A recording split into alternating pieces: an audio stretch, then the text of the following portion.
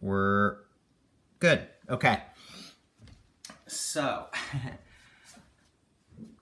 hey, no, he's good. He's good. He's good. He wants to be part of it today. He's behaving himself. Sorry, the dog was just being called to an appointment, but you can stay. So welcome. Today, I had initially, oh, hold on a second. I'm just wondering if I hope I didn't not admit someone. Participants, oh, yep. There we go, that's better. Perry, awesome. And we may, like I said, I think we're gonna have another person or two joining. I know that's, maybe a little bit disruptive, but that should be okay. So I had mentioned last week to the group that, or I'd at least suggested, how did everyone feel about a self-compassion practice? Which got that sounded like a good thing. So we have, over the course of the pandemic, I was looking the other day, I think there's 30 or something practices. I think this is 31 online, which is bananas in my mind. It's kind of, I'm a bit dumbfounded when I look at and see all the practices. Metta practice, loving kindness practice, is one that we have done on at least 3 occasions, I think. And that, I think, is in part due to me being prodded by people in the class, like the people have spoken and they want their metta. And part of it is just because the, I would say, not that, obviously if we're approaching meditation from the perspective of errors or of mistakes, I would say that we're already, that's the mistake, that's the wrong path. Because look, there are gonna be, paths you go down that, feel like the right way to go. And then ultimately, if you're, staying aware in your own practice, both the impacts of it and maybe your intention, what you're hoping that it'll do for you, you can kind of hit potholes, meditative potholes, I guess, in the sense that, maybe end up somewhere that isn't particularly helpful, or that, can be a bit of a trap for your practice. Like, what's an example of that? Oh, well, like a while back, Wendy had asked me about cessation. Like the idea that you truly experience moment, either, it could be a fleeting moment, it might be a more extended period, but like times when your mind literally seems empty of contents, like there's just like pure awareness. And that is something that, there's no demerits if you've never experienced that, and not at all. And in fact, in my practice, that was a bit of a, I don't know if it was even a pothole because I enjoyed it, but it was definitely a diversion. There was a period there after I experienced that the first time or two where I actively picked that up and made that my intention. Like I was trying to wipe the slate clean. I was trying to, essentially what I was trying to do was dissociate, right? Or in the language of meditators would be like to bypass, to like enjoy the act of meditation as a way of escaping, reality as it otherwise is. And again, on a one-on-one basis, that might, or one-on basis, that's that's fine. But I don't know in the grand scheme of things, if you're using anything to avoid reality, like if we were talking about like a drug or alcohol or something, people would say like, "Ooh, gosh," that And yet, if it's a seemingly healthier practice like exercise or meditation, you say like, "Oh, well, that must be fine. Do it as much as you can." Well, not necessarily. And I guess I should throw that out at the outset, that goes for compassion as well. We might say like, how could we have too much compassion? And so I don't want to lead with the negative, but maybe that's something I can circle back around to at the end. Okay, so what are we doing today? I'm actually sharing directly. I say this all the time, that I'm often sharing my practice. It could not be more true today. Some of you know this and some of you don't, and either way, that a little bit about like what I'm sharing and why I'm sharing it. I'm a bit cautious these days when I talk about self-compassion, because in my own ears, my voice sounds at times like there's the excitement of the recently converted. Like, the wish to share and to proselytize about how great something is because you've discovered it. And that's because I have only in my, more recently in my own practice have more profoundly discovered self-compassion, or compassion more generally. So I'm thinking, or the way I've conceived of this is as a two-parter. And today I'm going to share with the group some of it's meditation, some of it is not actually, some of it's restorative yoga, some is definitely meditation, and then there's actually even a sort of a thought experiment, a philosophical exercise that I actually, to me, was one of the missing pieces of the practice for me. So I'm going to just share all of it. I'm going to share what I do. This is my kind of go-to when I'm feeling stressed, tired, wound up, when I have the presence of mind to notice that I'm not the best version of myself. I'm getting snappy with people or starting to get hard on myself. Like if I notice there's an uptick in negative self-talk, then this is one that I go to. And it could be I guess what I would say at the outset is, I'm hoping that if all of this lands with you and you're like, love it, love all of it, wonderful.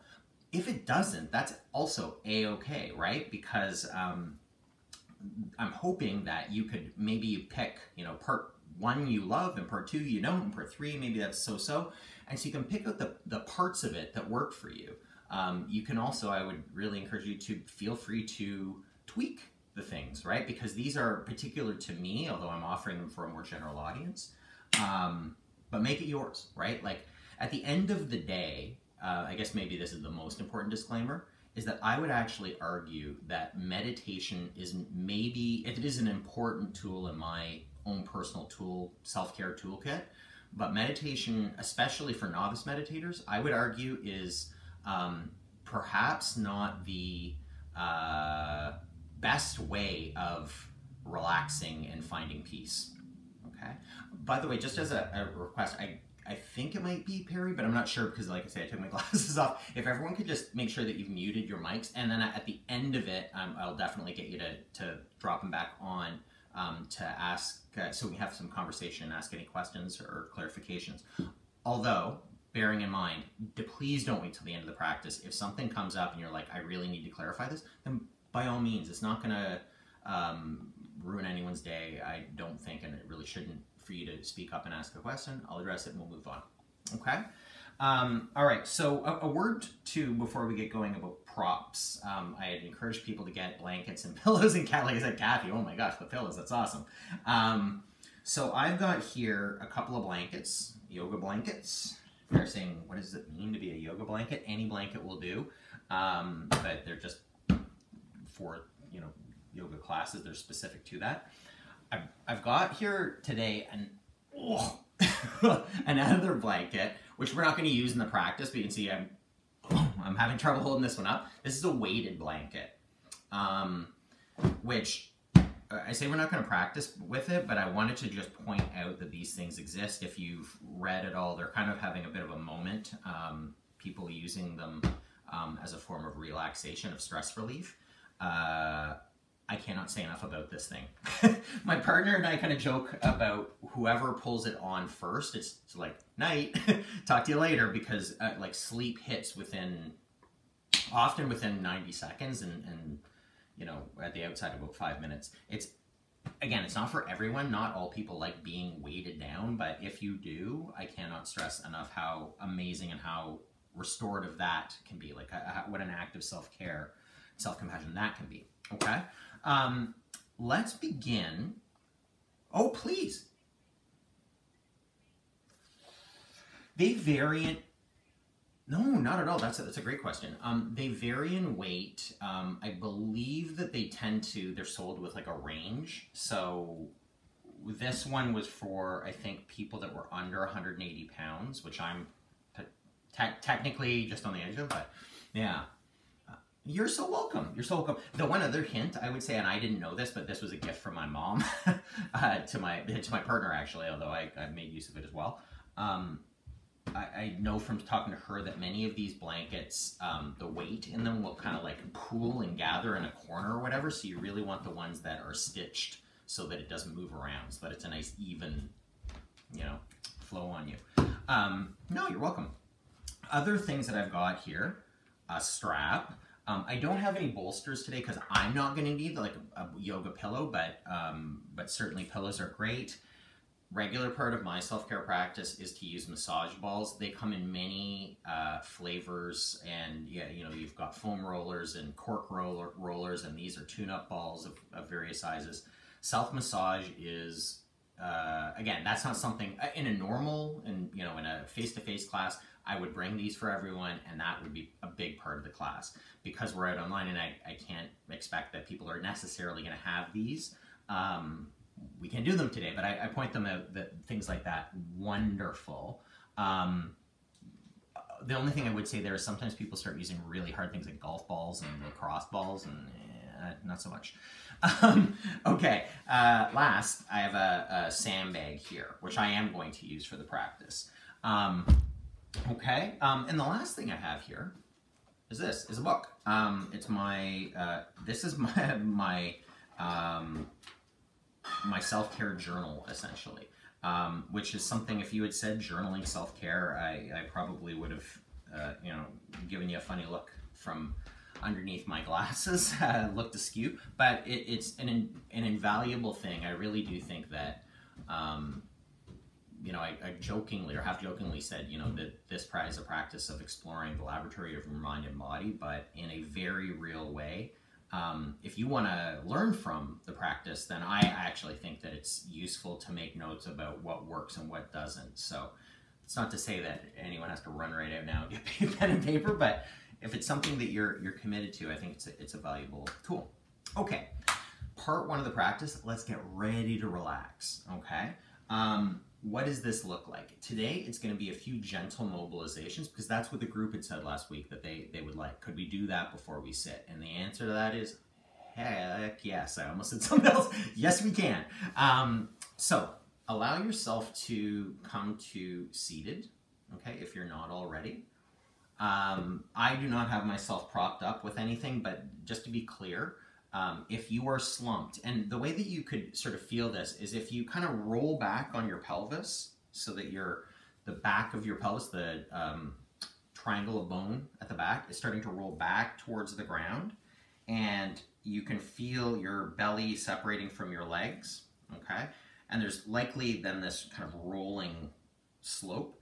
What we want to do is really sit up onto the front part of our sitting bones. If that is difficult, that's where you would want to prop your hips up. Okay, it can be quite a tiring position to stay with knees under hips. You can see right there already, you can probably see how much easier this is for me to maintain this position. Okay, so really play with how little work you can do.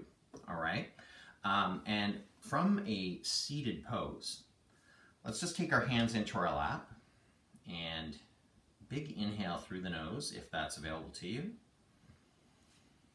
Allowing the inhale to drop into the belly and expand out to the sides. Exhale, again, back out through the nose if that's available. And a gentle contraction, feeling the low ribs drop in, feeling the pelvic floor rise up. So it's on the inhale, a true release, and a let everything get big, big, big, big. And exhale. You might have noticed on that second breath, I didn't go through the nose. I audibly exhaled in like a sigh, just to let it go. Okay, one more.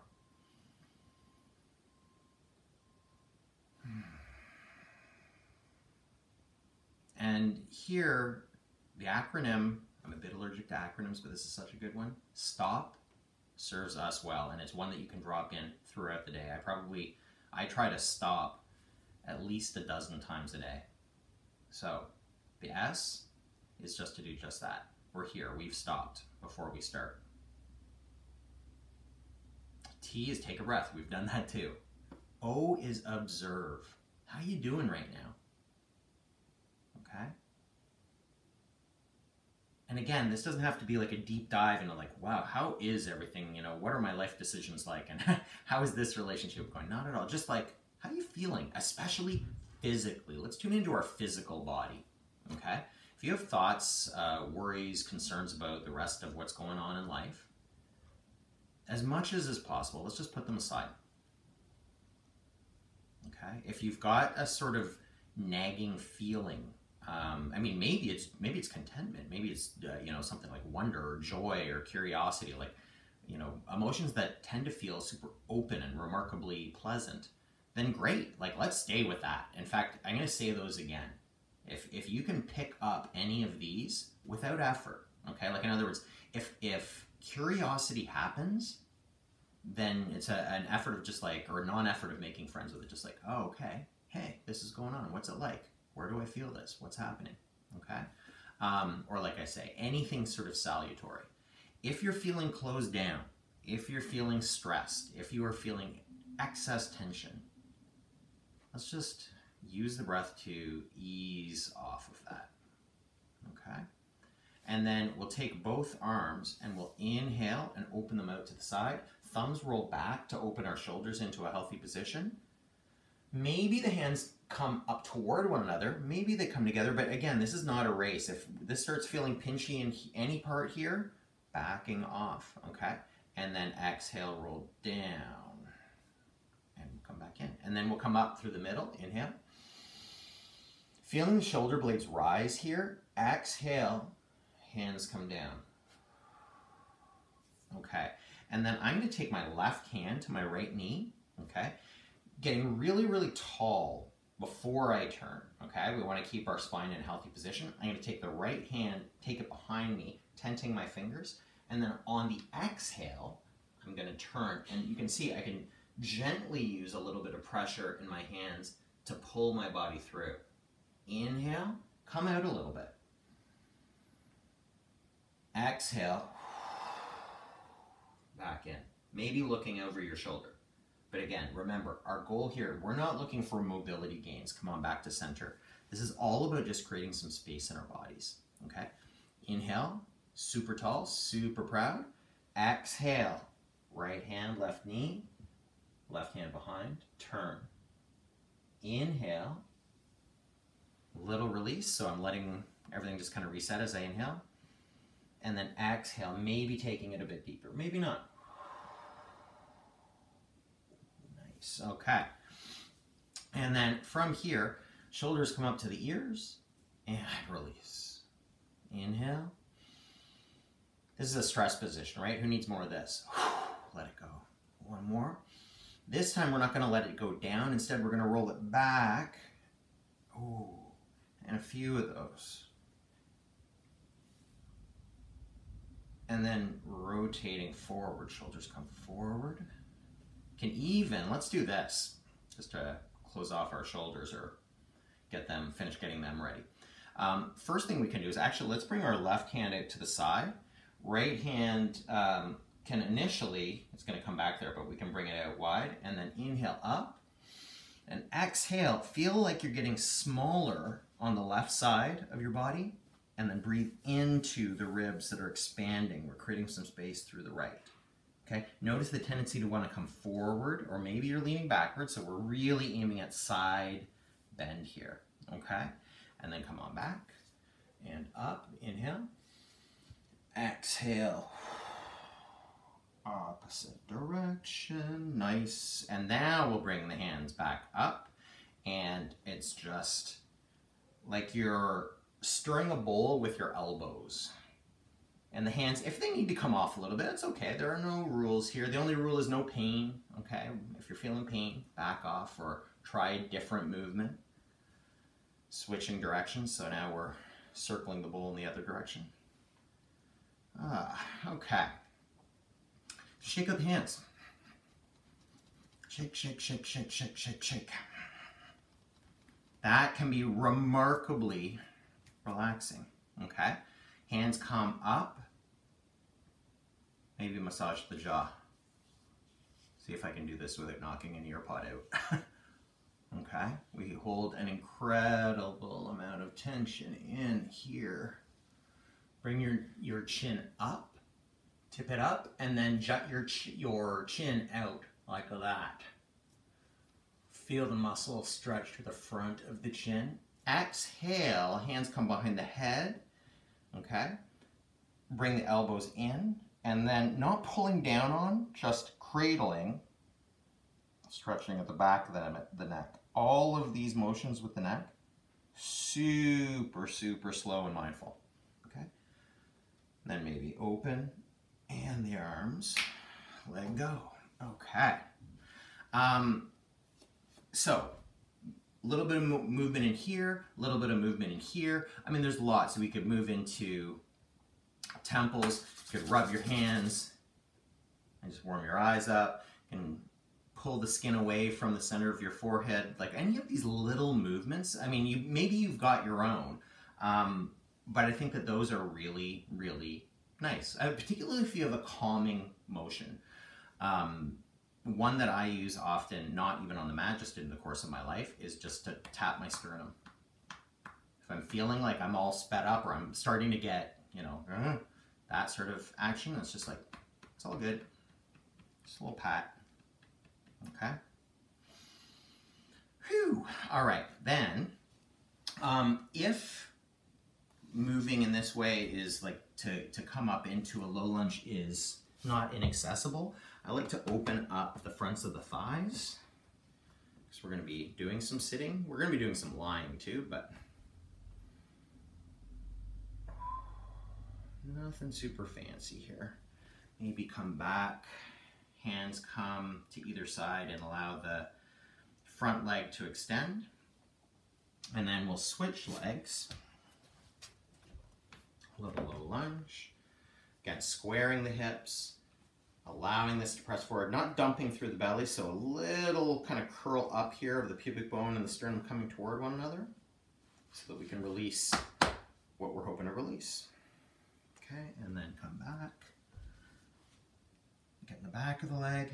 Okay, and then we're going to make this, let's say, you can decide, but 2 or 3 of these hip circles in either direction, okay, or in both directions. So I'm going to come down to the mat, okay, and we're going to make them super, super, super slow, because this is all just about creating some space before we sort of commit more fully to relaxing. Although hopefully you're noticing already that the rest of things, you know, the worries, the concerns of the day are dropping away, okay, tuning into our body.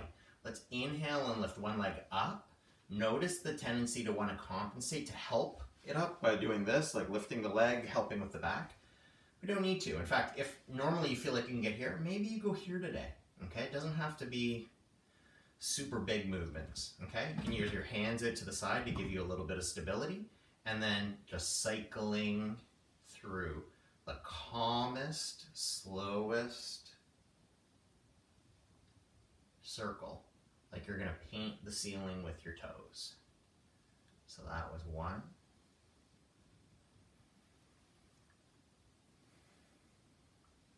2.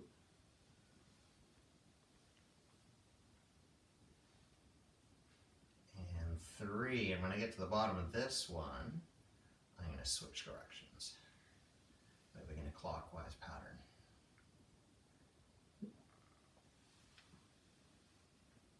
Breathing with this too, obviously. So inhale as the leg rises, exhale as it falls back down.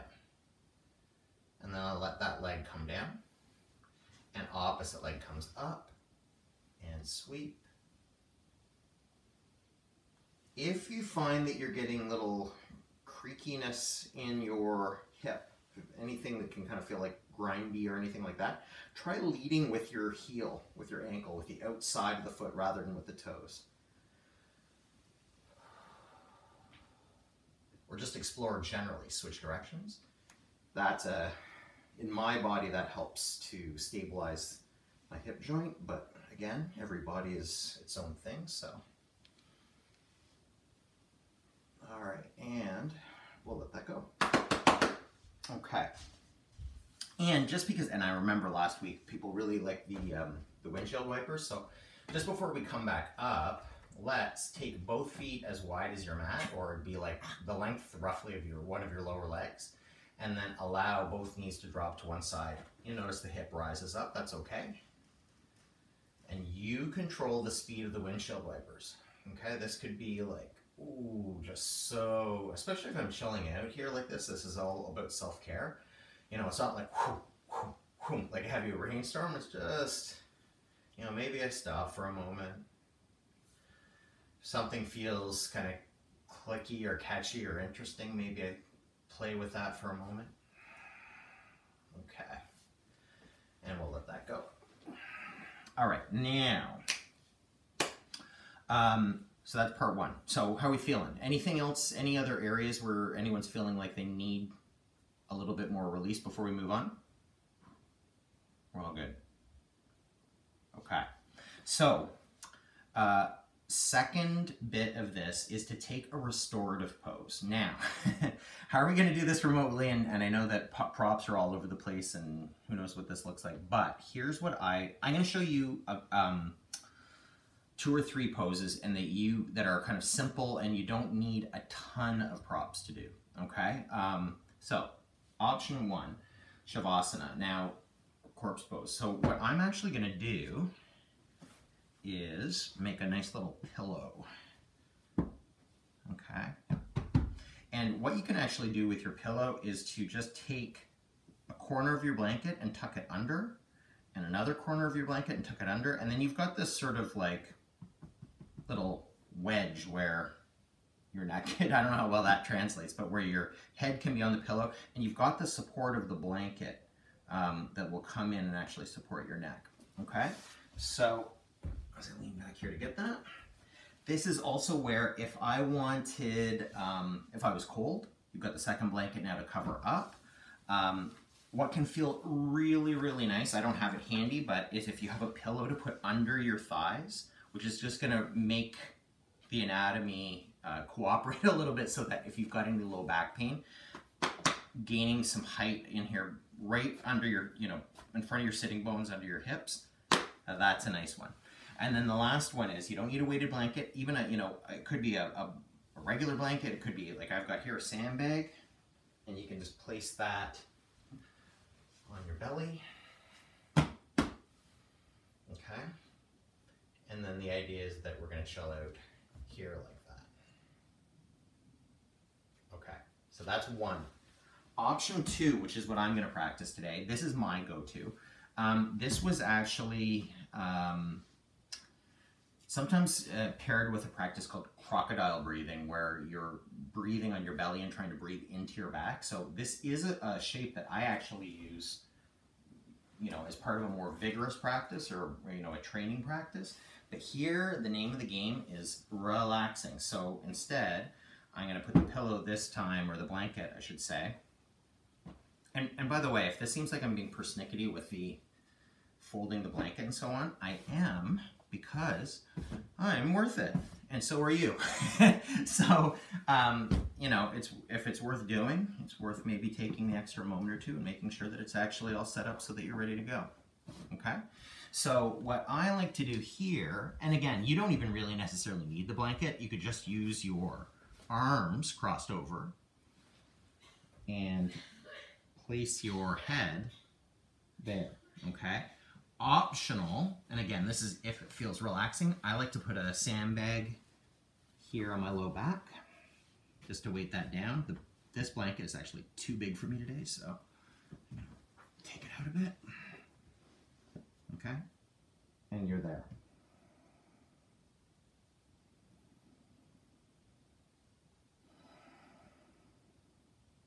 Okay, option 3, and I think we'll leave it at 3 options. Option 3 is to twist a little bit, and what you can do there, let's see if I can do this without a bolster. I'm going to put one blanket here like this. I'm going to put another one there like that. Really build this up. You can see I've got a bit of height. And then essentially, well, like look, there's a couple of things that you can do, depending. In fact, I'm not going to twist. If you had it long like this, you can bring your hip here and then come down into an elementary twist, or maybe a bit of a deeper twist. So that's one option, and you would do that on both sides, or turn it the other way so that it's parallel with the front of the mat, this little bundle of blankets, and it becomes a side bend. Okay, so you really kind of set up close here, inhale up, and come over, okay? In either of those last two versions, you would be in the pose for half of the time. So what I'm going to suggest is that we hold this for 10 minutes, okay? So if you are, it's not about being still necessarily. If you need to adjust or whatever, it's about being relaxed and comfortable, okay? My phone with the timer has completely gone off, so I have to just pull it closer so that I know that we're actually on track here. All right, so pick your pose, okay? Don't overcomplicate it.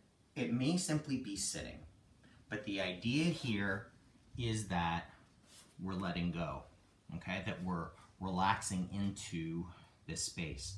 And you may notice that I didn't say grounding or opening or anything like that, because what I've learned there is grounding for one person, incredibly restful. For another, it can stir things up or make it not feel so good. Same thing, you know, to someone who loves grounding, to be open and kind of airy or, you know, whatever, you know, to let go in the practice can feel really kind of jangly and disturbing. So we can let go of all those descriptors and instead just settle in and get comfortable.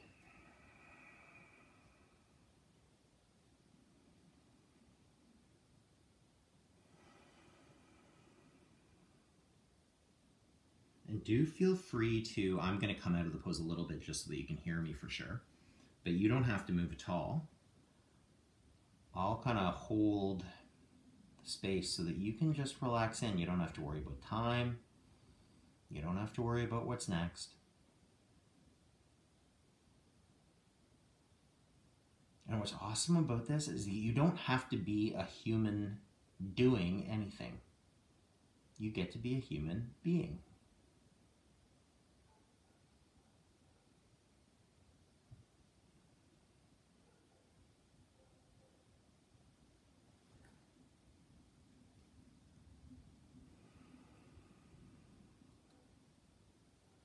So if you perceive tension, you may want to, and again, it depends. If you're super type A and want to make sure that no body part gets left behind, you might scan through your body, you know, just starting at your top and moving down toward your toes.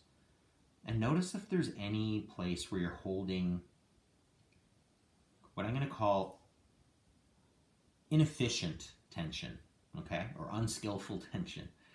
So tension, stress can be incredibly useful. We need them in our lives, but we don't always need them. So if you feel like you've got more tension in your muscles in a particular area, you're holding on or gripping or tightening up,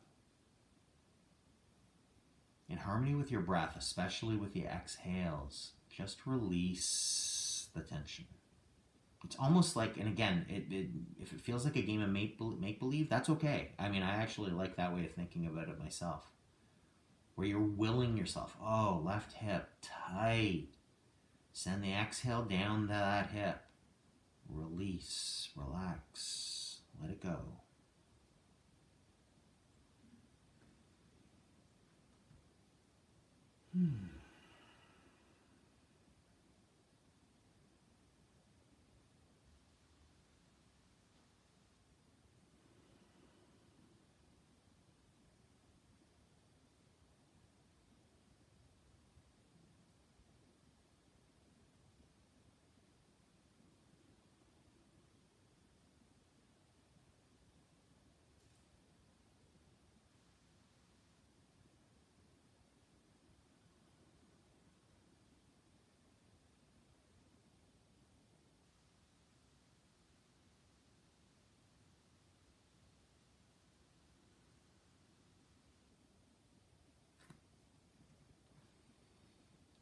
Of course, it's never the worst thing in the world if sleep happens, but sleep isn't yoga, not exactly, or at least not this particular type of yoga. So the aim is to be balanced between being alert and being completely relaxed. And while when we're meditating, normally that a true balance between those two poles can be nice. Here I would even say even a little, just kind of dink it over a little bit towards relaxation.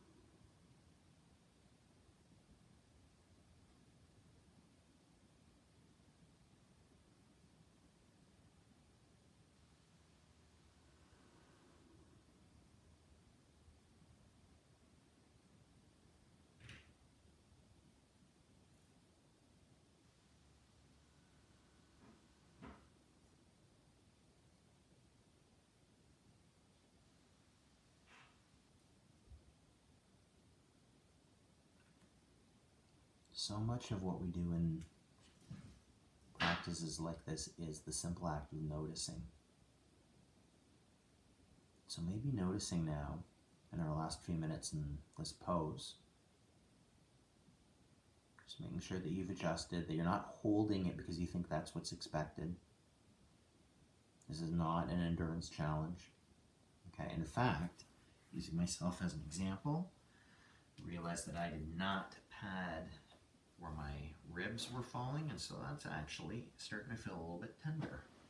So, padding. Resume. Self-compassionate approach. Okay? Often, so often, the messages that we tell ourselves are tough it out, push through, relax later. This has to happen, whatever this is.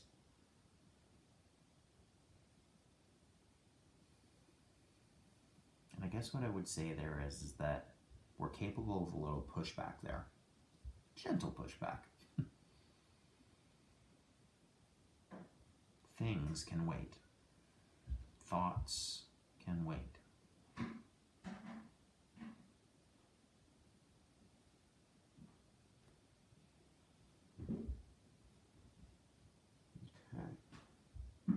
Let's come just gently out of the shape that you're in, however you do.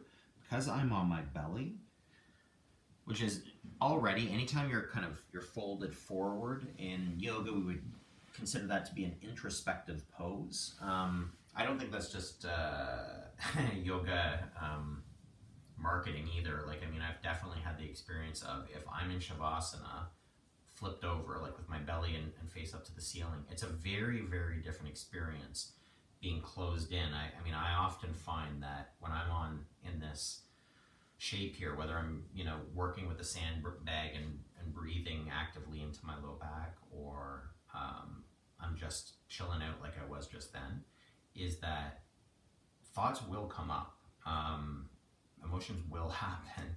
And my play there, my suggestion there is that if they do, or when they do, is that kind of real commitment to curiosity.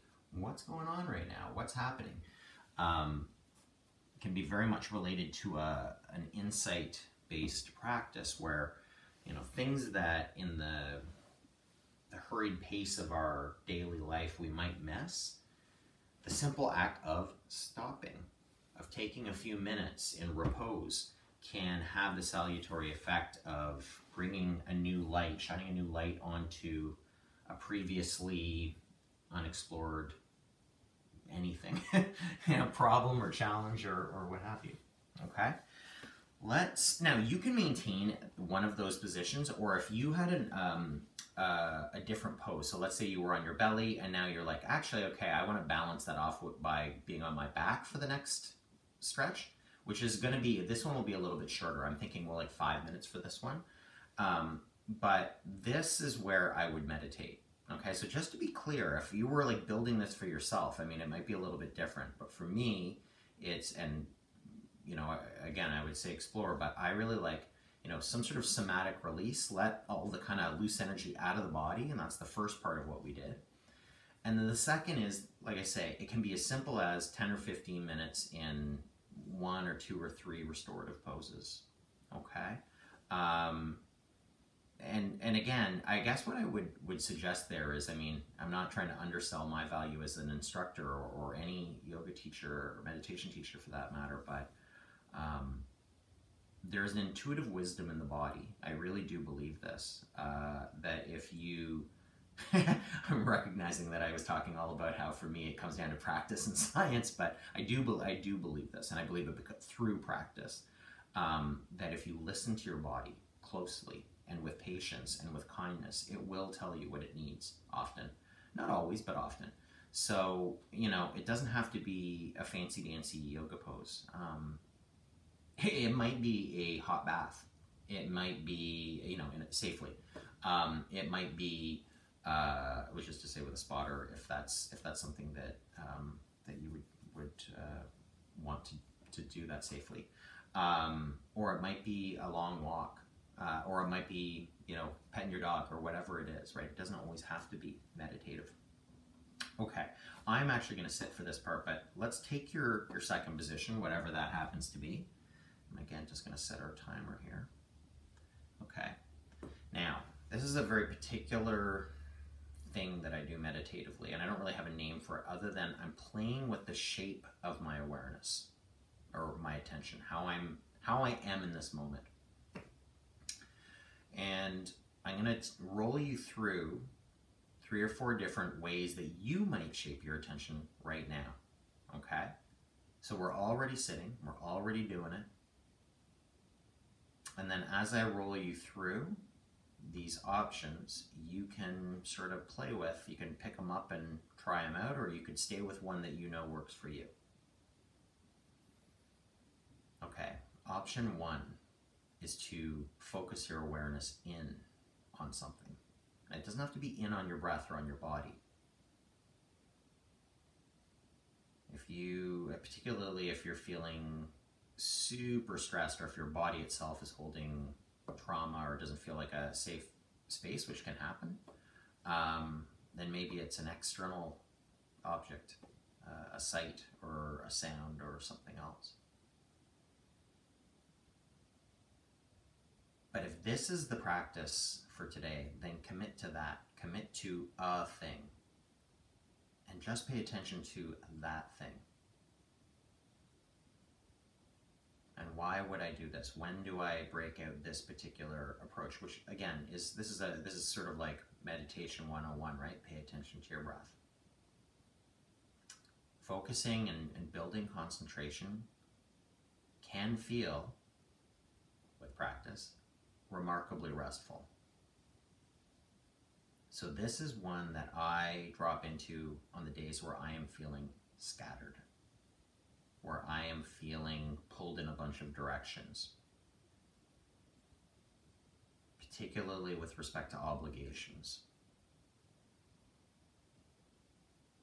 There's something deeply personal and even private, I know I'm saying this online, but very self-focused about just dropping into a tight, Focus on something and nothing else. And then hopefully the rest of it drops away. So that's option one. That's the I'm all over the place. Bring it in. Option number two. Option number two is what's called investigative awareness. Literally so it's insight based, and the catch with this is to do it in a way that isn't super effortful.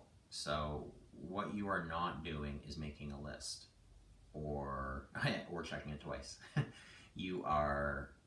If you are gonna allow your awareness to shift and to investigate, all that looks like is start as you did in the more focused awareness, likely with an object,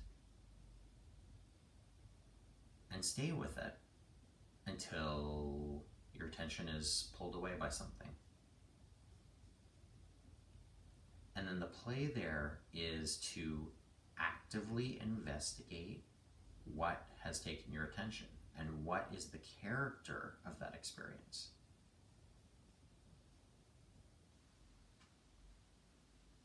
So truthfully, when I am in that flipped over corpse pose, I often have had the experience of having, blinding insights, like big, whoa moments, like, wow, oh my, okay, that's what's been happening. That's what's been eating at me, or, maybe that's what this means. So, which is to say that, I may be focused on my breath in that moment, moving the sandbag up and down on my low back. And then it's I get a distraction of a thought, but the thought itself piques my curiosity. So that interest, that, picking it up and seeing what's there. Not necessarily doing anything with it, not judging it, just becoming aware of it. So when do I break that out? The truth is, I don't actively ever break that out. I almost never go into a practice saying, I'm going to figure things out, because my own experience is that that's counterproductive and it brings me out of the meditation. But if my mind suggests it, if I find that that's what's kind of naturally occurring out of a focused meditation, then my advice is go with it.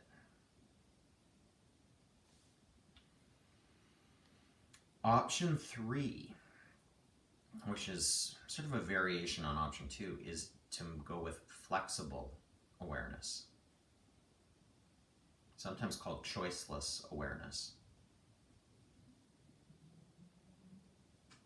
So here you're not so much interested in a flash of insight. Instead, you're still dropping into an object. But so, for instance, I can actually hear the sound of something upstairs right now, and that pulled my attention away. And rather than berating myself for saying, focus, it's what is that up there? What's the character? Not trying to name it, not trying to judge it, just like, what do I hear? Or what do I perceive in any element of my experience?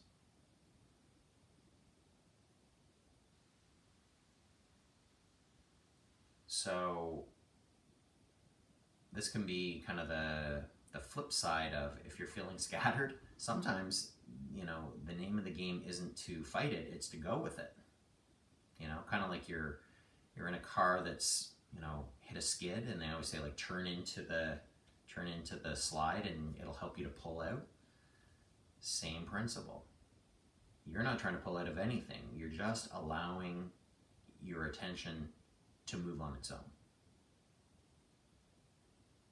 Which can be kind of a fun little adventure. Like, what's next? What's happening?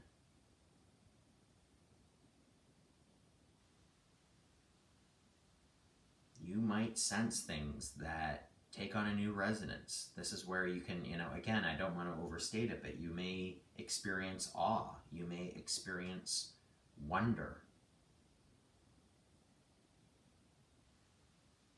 To the extent that, perhaps, and here's where often thoughts come up. And it's not so much that we definitely don't want to go down that path necessarily, but again, we're not trying to block that path either. So, you know, your choiceless awareness may bring you to feelings of kindness, of compassion towards someone or something. My snoring dog. That is where my choiceless awareness just went to. Okay, fourth and final. And this will be our final moment or two in the formal sit. This one goes by a lot of different names, sometimes called natural awareness or open awareness.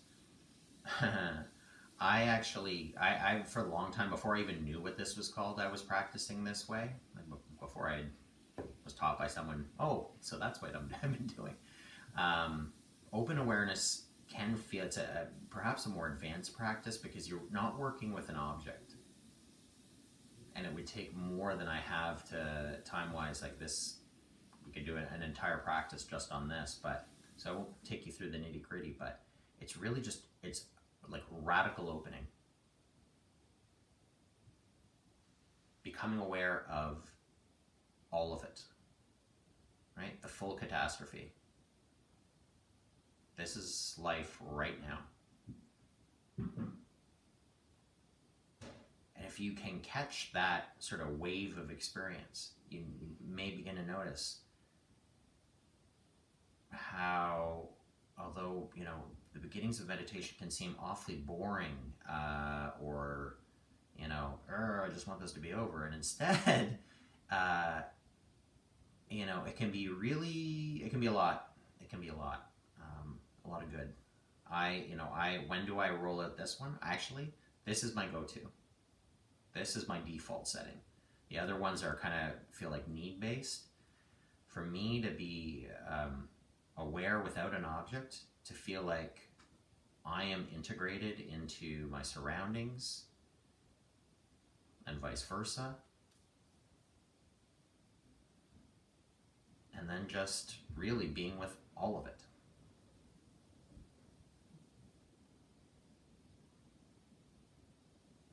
And even to my own mind, see a little bit of negative self-judgment creeps in for myself, where I'm thinking, I'm not describing this really well. That's okay. Another day. That's a practice that people are interested in exploring. I can take you in a more methodical way. But, okay? So just to review, let's gently, and in your own time, come on out of, you can open your eyes if they're closed, out of the formal meditation. And just to review, so it's a focused awareness aimed at calming things down, concentrating, relaxing. An investigative awareness to perhaps learn through the practice, to, you know, to see what's out there. Because often we think we know what's going on, but maybe not. Choiceless to just like, again, it's just like totally effortless and like, now I'm here, now I'm here, now I'm here. Always pausing, always kind of being with it for a moment, not just flitting from, you know, like a butterfly, but really it's this, and then it's this, and then it's this. Okay, or the open, where, you know, the whole kit and caboodle come together. Okay. Now, last bit of the practice is dealing with thoughts. And I really wanted to more bring this up. So you can totally like move your body, relax, whatever. And certainly here, microphones can come on, peeps. I'll apologize to people online watching this after the fact. I'll do my best if there is a question or comment. We could do this as a formal practice, but truthfully for me, this is not meditative. But what I have,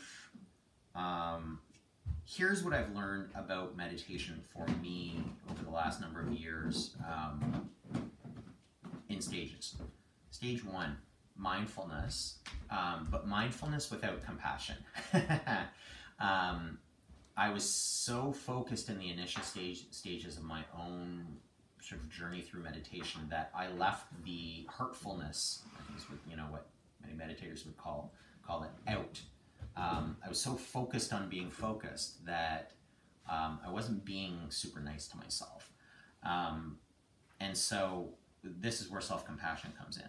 And I realized that this is what I wanted to do at the end of it, is to actually define what am I talking about when I talk about self-compassion. So here's a plug. There are many people, like off the top of my head, if the luminaries that are far more experienced, educated, etc., on this topic than I am. But my teachers are the people whose words I read and whose voices I listen to. Sharon Salzberg. I read her book Radical Compassion most recently, I guess in the last few months. She is wonderful. check her out. Tara Brach's RAIN practice is particularly, it's a very useful targeted tool. I think I'm not going to say anything more about that other than you can check it out. And that's one for another day, definitely, for us to do. I almost that was going to be the practice today, but another day. And Kristen Neff, N-E-F-F, she has a book that is appropriately titled Self-Compassion, and she defines self-compassion as maintaining 3 different prongs or 3 aspects. And so I just wanted to briefly give them to you. So the one is mindfulness, okay? The idea that we are not separate, that we're integrated and in the present, okay? 2 would be, and this can be challenging, to feel a sense of common humanity, to see that the struggles that each of us encounters, and we all do, they're shared by all people. They're not necessarily all the same struggles, but they're similar, and some of them are the same. And certainly, if we move forward from the perspective that most people are trying their best and are faced with a set of life circumstances that they didn't ask for, that they may have had very little control over, I think that it provides a pause for being a bit kinder, a bit gentler, certainly more patient with others. And it has become I find this one hard. I really do. Admittedly, it's, when you see, I don't know, someone acting in a way that seems, bullying or offensive or whatever, my own natural inclination is to want to, kind of go at them. Not very yogic, but very human. And where increasingly, the play for me there is stop, do the breath and observe and all of that stuff. And then to just acknowledge that this person is suffering, this person is having a bad day, or this person has stuff going on in their life that I probably have no idea about. And if I did, I would cut them a lot more slack, and I probably cut myself some more slack. And if you don't believe me, that's my advice. Try it yourself. In my experience, I'm becoming more and more aware that people who previously were frustrating me or were aggravating me, once they'll just drop in a little nugget of information, and it's like, oh my goodness, well, of course. And it's this whole new perspective, right? And then third and finally, and maybe most importantly, it's to be kind, to be your own friend or your own coach. And I could expand on this for a while. I will not. I would feel like we could have a yoga debate about this or a meditative debate about this, but I will just leave it here with the idea that so many of the values that we are raised in, that we marinate in this society, around competition, around power, around work and the value of it, and about the qualities of a human being that are required to be successful, often conspire to create a situation where we are intentionally hard on ourselves. And I don't think that's very useful. In fact, I think it's counterproductive. And it's a big old whopper of a lie. It's a story that gets repeated over and over again, and I don't know that it serves us very well. Like we would just imagine it this way. Would you teach a young child, like say we've got a 4 or 5-year-old child who's learning to read, would you shriek at them if they couldn't do it? Would you call them names or berate them? Would you, exhort them to try harder? No. No, that's bananas. No, you'd do none of those things. You'd encourage them.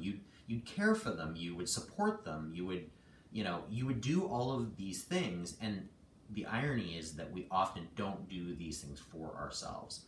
And I think that this is where, you know, this big aspect of the practice was missing for me, is that I didn't hear a lot of negative self-talk in my own head.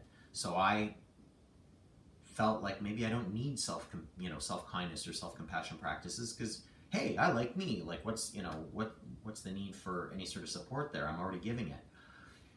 And I guess all I would say is self-esteem and self-confidence are earned externally. They are markers of our progress through the world, the jobs, the relationships, the money, the successes or failures, and all of that stuff. But they're all measured out here. They're not about in here. And I would not confuse self-esteem or self-confidence for self-kindness. They're not the same thing. And I suppose what I would say there as a final note is that for me, it is less often been real negative self-talk, but often a lack of self-kindness it's manifested as a desire to get away from things that feel tough, to busy myself or distract myself with yoga, with moving, with running, with dogs, with entertainment, with social media, with, you know, you name it. Actually, less social media for me, but I give you examples, right? So, yeah, there it is. Now, so there's a little bit about self-kindness and self-compassion. Any questions or any comments there from the group? Because that was a lot. Real good. I'm realizing that what I had intended to add onto and I say intended because I'm not going to share it. Maybe I'll make this part of part 2 next week. Is that I had indicated that when I first started to meditate, I was missing the kindness piece. I was trying so hard to be calm that I was actually ramping myself up. Self-kindness has been a remarkably healing, and I do mean that, healing practice. It is not on its own, though, enough. The mindfulness is good. The self-compassion is even better. I have required for myself a separate set of strategies for dealing with errant thinking. And I'm feeling like now that, like, let's leave that for part 2, because it's more of it's an exercise that we can do. I can give you a couple of examples of how you could use it next time we sit, which won't be next week, by the way. Remember, next week we have Easter Monday, so whether you celebrate or not, it will be an off week on Monday. 2 weeks from now, we will return with asana, with movement, and I'll shout out to the group closer to and see if there's any requests or what have you. And then in, I guess, a week after that, so 3 weeks from today, it will return and we'll do part 2 of this, where I'll take you through, I'm thinking, the rain meditation, and that it's actually based in Stoic meditation. It's more of a philosophy than an active sit, but I found it incredibly useful, and so I'm going to share it if you're up for that. And there it is. Notice how you feel. Hopefully chilled out, dropped in. Yeah, move your body however you need to. Any comments, any questions from anyone in the group? Ooh. Lower back stretch exercise. Perry, I'm assuming you're asking me for one, as opposed to just saying, like, shouting out, like, woo, lower back stretch exercise. You'd like me to give you one? Sure, just give me half a second. I'm just gonna say goodbye to those of you that are watching online on the YouTube channel. You can watch for part 2 in a few weeks. Bye out there. And Perry, you sit, and everyone else sit tight. Now, by the way, everyone,